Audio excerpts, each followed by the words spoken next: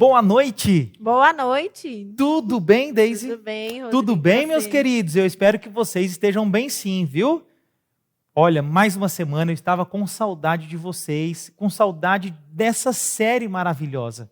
Porque nós estamos aprendendo... Eu, particularmente, posso dizer que estou aprendendo bastante sobre gravidez, sobre nascimento, sobre o parto. Agora eu posso instruir muitas pessoas. Eu já dei minha contribuição, tá? Já dei minha contribuição, a minha esposa também. A gente não vamos... Eu acredito, né? Pela nossa vontade, assim, não passaremos mais por esta experiência. Sim. Mas outras pessoas irão passar. E é por isso que eu mesmo já estou compartilhando, sabia? Eu estou compartilhando estes vídeos. Você pode compartilhar, você pode se inscrever no nosso canal e deixar o seu joinha aí.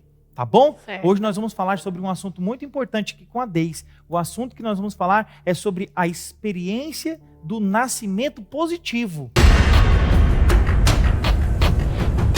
Olha, a experiência do nascimento positivo. Deise, como que isso funciona? A experiência do nascimento positivo. Quer dizer que deixa acontecer? Ninguém mexe com ninguém?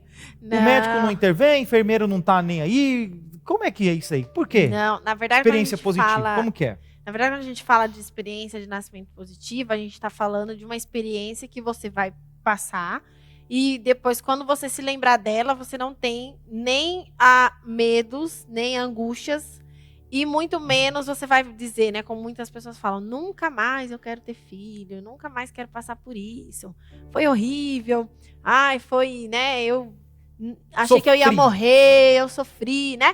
Então, quando a gente fala de experiência de nascimento positivo, a gente está falando de viver uma experiência que depois você tem a vontade de ter outro filho. Resumindo, é isso. Que você fale, nossa, foi maravilhoso. Valeu não vai tudo ter, a pena. Só não teria por causa das condições do mundo, mas você teria. Mas você passaria por tudo aquilo de novo. Não só porque as pessoas falam, mas foi bom porque meu filho nasceu. Mas sim, porque foi bom pra você também. Não só porque seu filho nasceu. E o que é uma experiência positiva, então, Deise? É uma experiência que você consegue tanto ser bem respeitada, né? Você, mulher, ser respeitada no seu corpo, na sua fisiologia, nos seus limites, na sua dor, né? O seu bebê ser respeitado no tempo dele, né? Ser bem recebido, bem acolhido nesse mundo, né? O pai, né? Ou a pessoa ali, o acompanhante estiver com você, também viver uma experiência, né, que seja marcante para ele de forma positiva, não que ele saia de lá tipo aterrorizado, fala nunca mais eu quero estar junto com alguém para viver essa experiência, e que o saldo é positivo, sabe? Quando você sai, faz alguma coisa, como se fosse assim uma viagem que quando você vai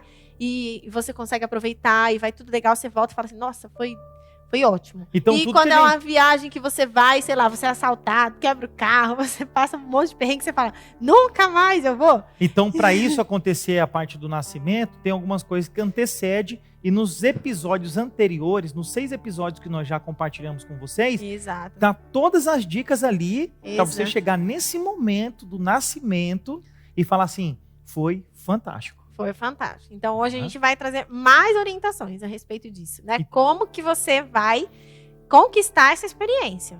Porque a gente viu vários detalhes sobre esse processo, mas existem alguns pontos que são muito chaves, assim, para você realmente alcançar isso. Primeiro, porque a gente tem um cenário obstétrico que lá nos primeiros a gente fez, acho que no segundo episódio a gente comentou sobre o cenário obstétrico no Brasil, então a gente não tem um cenário muito favorável para a gente ter essa experiência, né? A gente não tem profissionais tão qualificados no mercado que possam também te oferecer uma assistência à altura para viver essa experiência. E o mais marcante, eu creio, de tudo, é que as pessoas não têm informação. As pessoas são muito desinformadas a respeito desse assunto. Então, você já não é mais essa pessoa desinformada. Você já não faz mais parte dessa população que não sabe nada sobre o assunto. Mas existem outros pontos que são importantes de serem preparados, né? Eu digo assim, o nascimento, o parto, ele é como se fosse um destino final que a gente chega de uma viagem, né? Enquanto você está gestando, você está se preparando para essa viagem. Sim. Né? E então, como que a gente se prepara? Eu gosto de usar essa ilustração para a gente dizer assim, para o parto, para você ter uma experiência positiva de parto, você precisa preparar uma mala legal. E o que vai dentro dessa mala? O que vai, Deise? Fala pra nós aí. Então, porque eu tô curioso, porque tivemos 6 episódios, eu já aprendi muita coisa, mas ainda você tá falando que tem algumas coisas ainda pra fazer o desfecho final, pra ficar tudo bem redondinho. Então, o que a gente vai pôr nessa mala pra viver um parto incrível e positivo? Primeiro de tudo é uma preparação física. Em que sentido é isso? Você precisa estar bem com o seu corpo, sua gestação precisa ser uma gestação legal, porque quando a gente tem muitas intercorrências durante a gestação, geralmente o parto também vai ser um parto mais complicado. Mas vamos lá. Né? Olha, a mulher fala assim, olha, eu não consigo dormir, minha barriga tá grande, eu viro para um lado, não dá, eu viro para o outro, não dá. Tem coisa que a gente não consegue remediar. Ah, bom. Tem coisa que não dá para remediar, a gente vai ter que achar uma posição melhor. Mas os cuidados básicos que a gente já comentou com vocês no outro episódio, né? De você se alimentar bem, de você tentar dormir, de você se exercitar para manter a sua saúde em dia. E isso vai te ajudar a ter aí um parto e um puerpério também, o pós-parto, mais tranquilo. Então, na primeira coisa que a gente põe na mala é isso. Precisa fazer a fisioterapia pélvica para conseguir ter um parto normal? Não, não precisa. A fisioterapia pélvica te ajuda muito, né? A lidar com as dores, todos os deslocamentos que estão acontecendo. Mas não é assim, se eu não fiz fisioterapia pélvica, eu não vou conseguir ter parto normal. Não é isso, não é verdade, tá?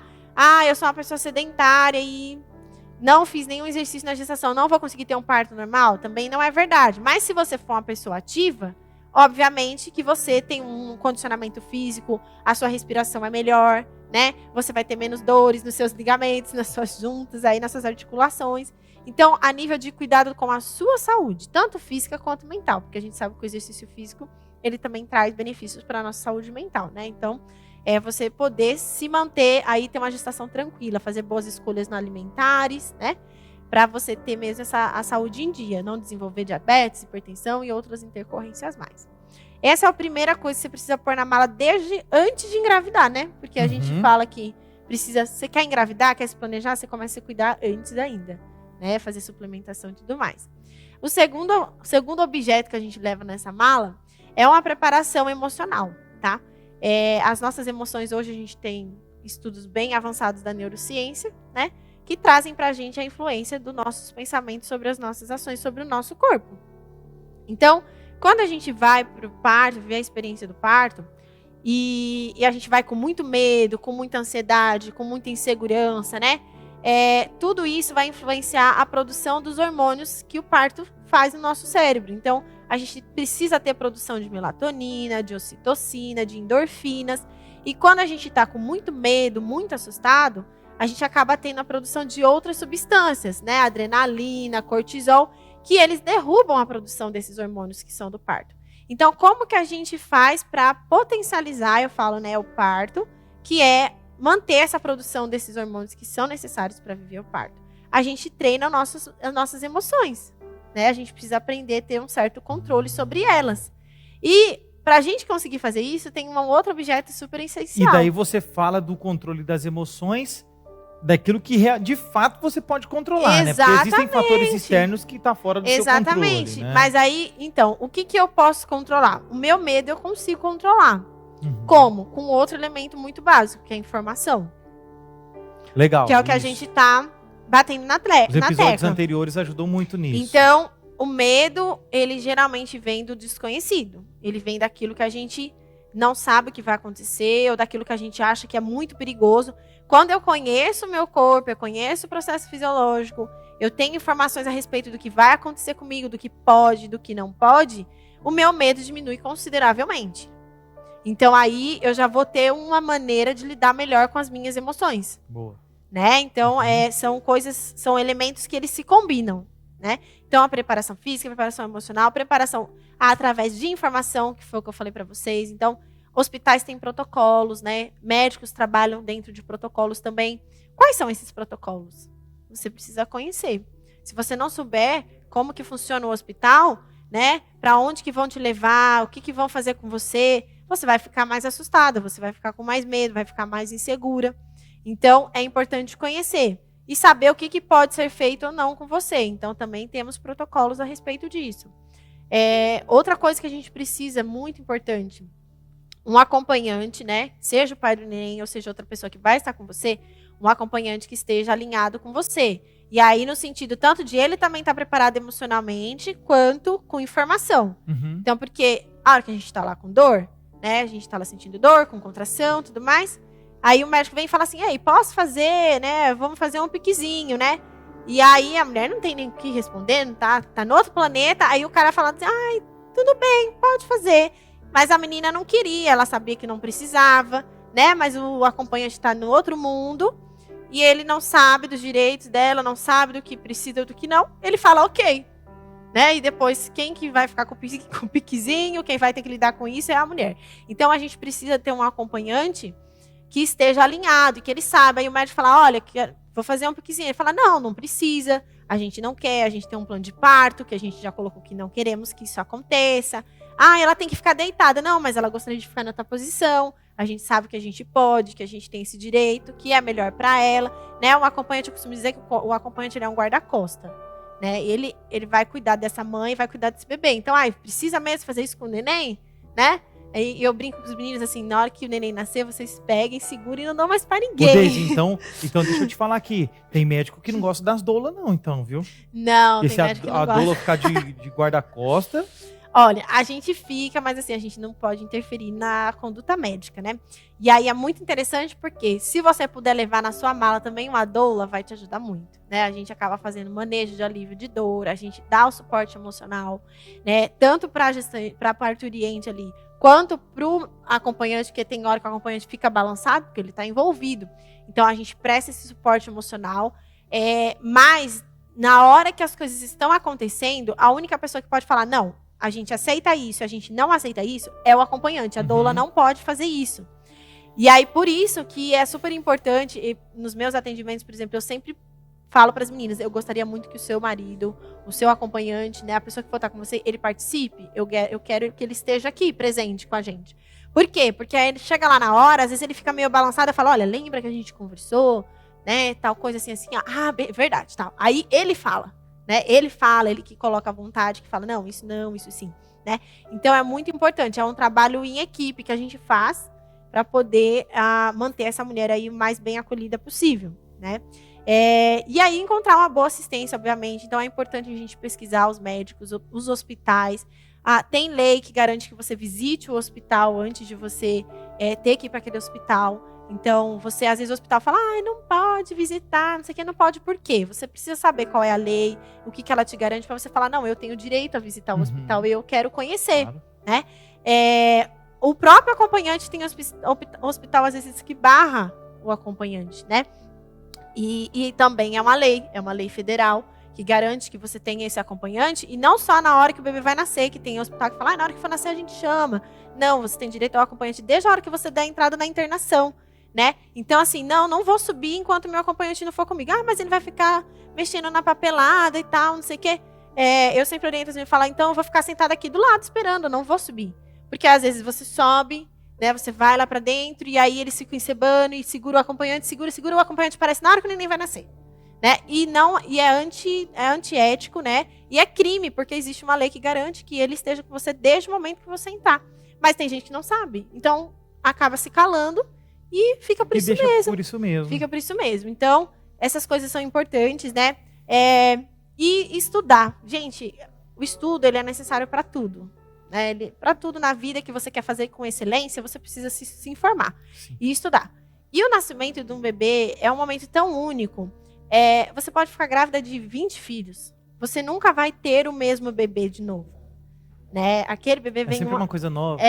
E aquele filho é a única vez que a gente vem ao mundo, né? A gente não tem o privilégio de renascer no sentido de entrar na barriga da mãe e voltar de novo ao mundo. Então, seu bebê vai ser recebido a primeira vez nesse mundo, uma única vez, né? E você só vai viver essa experiência do nascimento daquele bebê uma única vez. Então, por que, para um momento tão especial, a gente não se prepara, né? A gente precisa começar a ter essa consciência de que é importante a gente se preparar, porque a gente não tem como desfazer o que for feito, né? Você pode ter depois talvez uma outra gestação, um outro nascimento, ressignificar algumas coisas.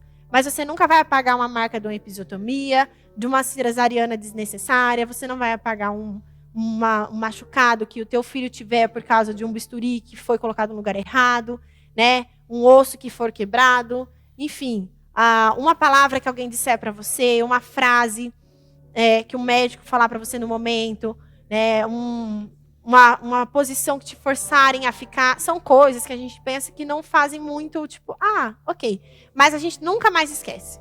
Ficam como marcas no nosso corpo e na nossa memória.